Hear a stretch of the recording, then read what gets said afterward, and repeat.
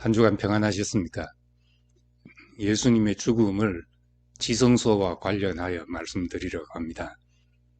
예수님이 십자가에 못 박혀 죽으셨을 때 복음서를 기록한 제자들은 성소의 휘장이 위로부터 아래로 찢어졌다고 증언했습니다. 예수의 육체의 죽음이 성소와 지성소 사이에 휘장이 찢어진 것과 같은 사건으로 비유한 것입니다. 구약 성경에서 지성소는 하나님을 만나는 모든 경험을 하나의 장소로 형상화한 것입니다. 내가 거기서 너를 만나겠다 하셨으니 지성소는 하나님과의 만남이 이루어지는 곳인 동시에 그 만남이 어떤 것인지를 보여주는 곳입니다. 구약에서 하나님을 만난 사람, 하나님의 음성을 들은 사람들의 기록이 있습니다. 아브라함은 하나님이 보낸 사람들을 만났고, 모세는 시내산에서 하나님을 대면했으며, 엘리야는 세미한 음성 가운데 하나님의 음성을 들었다고 말합니다. 이 모든 하나님과의 만남은 어떤 경험을 의미하는 것일까요? 그리고 신약에 와서 하나님은 이 모든 날 마지막에 아들로 말씀하셨다고 합니다. 다시 말해 예수 그리스도는 하나님이 우리에게 하시는 최종적인 말씀이라는 뜻입니다. 마태, 마가, 누가는 똑같은 말을 달리 표현하여 지성소가 열렸다는 상징적인 표현을 쓴 것입니다. 지성소는 성전의 가장 깊은 자리입니다.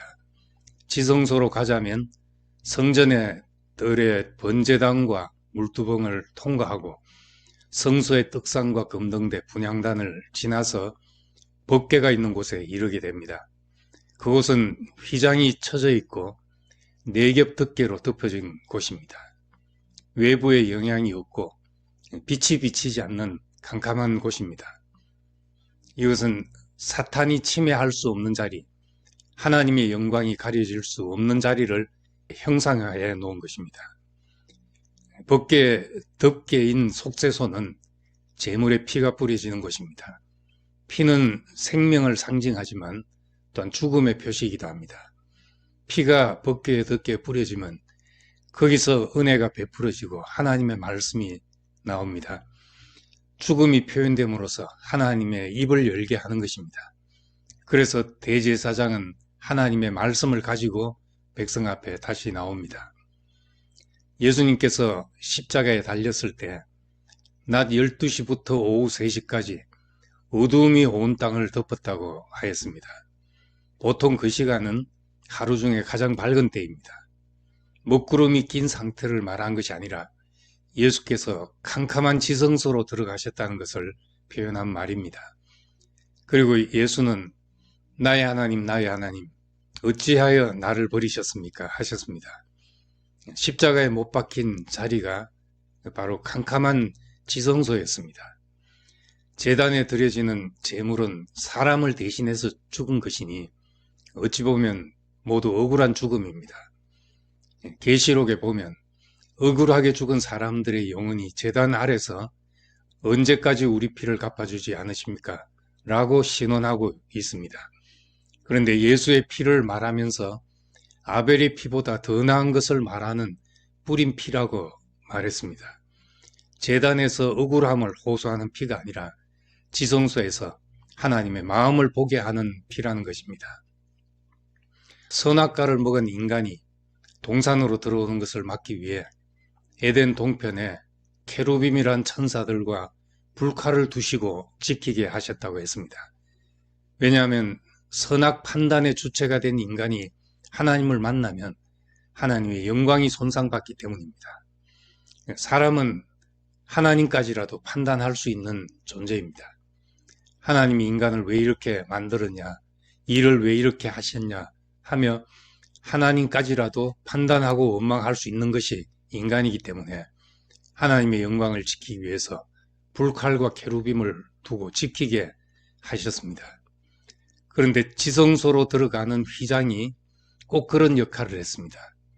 그 휘장에는 케루빔 천사들의 무늬가 새겨져 있습니다.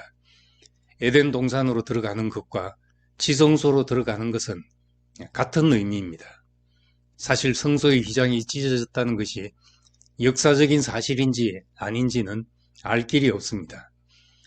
예수님이 죽으신 것을 보고 있던 제자들이 어떻게 같은 시간에 성소의 휘장이 찢어진 것을 보았겠습니까?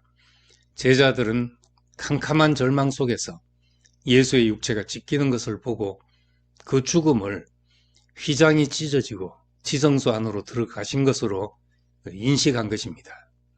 히브리서 기자는 휘장이 곧 그의 육체라고 하였습니다. 그 육체가 버림받을 때 하나님을 가리던 휘장이 찢어졌고 하나님과 사람 사이의 벽이 무너졌습니다. 예수의 육체가 끝나는 자리에서 그는 우리에게 하나님께로 가는 새롭고 산 길이 되셨습니다. 그분의 끝이 우리에게 길이 된 것입니다. 하나님은 어디에 나타나시는가? 깨진 육체, 찢겨진 육체 속에 하나님은 나타나셨습니다. 자기를 보존할 수 없는 사람 속에 하나님이 보존되는 것입니다. 고린도전서 10장에서 바울은 깨진 반석에서 샘이 난다고 했습니다. 지성소로 들어가는 것은 캄캄한 곳으로 들어가는 것이고 우리 자신이 깨지고 부정되는 자리로 들어가는 것입니다. 깨진다는 것은 자기를 보존하고 자기 좋은 것을 따라 살 수 없는 사람이 된다는 뜻입니다. 그 사람이 하나님의 거처인 사람이 될 수 있습니다. 깨진 육체, 깨진 반석, 찢긴 휘장, 이것이 하나님의 거처가 되신 예수를 표현한 말입니다. 우리는 어디서 하나님을 만나게 되는 것입니까? 나의 지성소는 어디입니까? 오늘날 하나님이 거하시는 지성소는 십자가에 못 박혀 죽은 예수 아닙니다. 가장 캄캄한 때, 가장 억울한 때, 하나님조차 아무 응답해주지 않고 버림받는 때, 그때가 지성소로 들어간 것과 같습니다.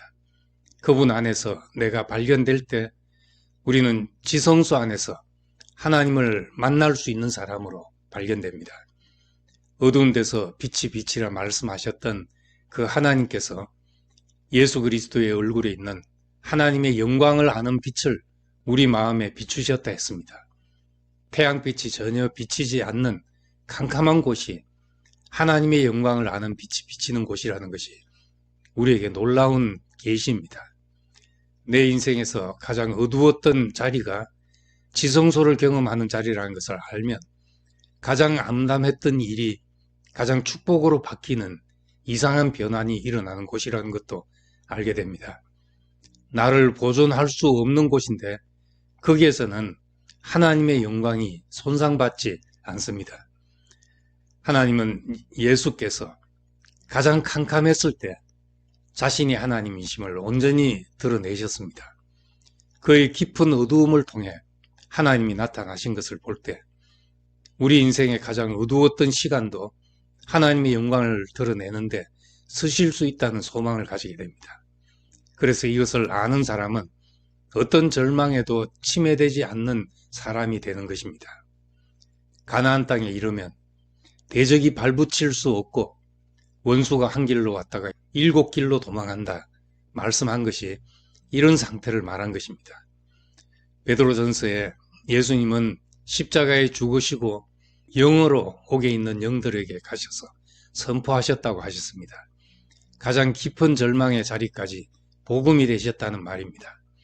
인생의 가장 깊은 어두움에서 하나님의 말씀이 들리고 하나님 체험이 되었다면 어떤 어두움 속에도 빛을 비추는 사람이 될 수 있을 것입니다. 이런 사람이야말로 하나님의 형상이며 그의 영광의 광채가 되는 사람입니다. 이런 참 사람의 자리로 인도하기 위해 하나님은 우리를 지성소 안으로 십자가에 못 박혀 죽은 예수 안으로 이끄신 것입니다. 주님의 은혜를 감사드립니다.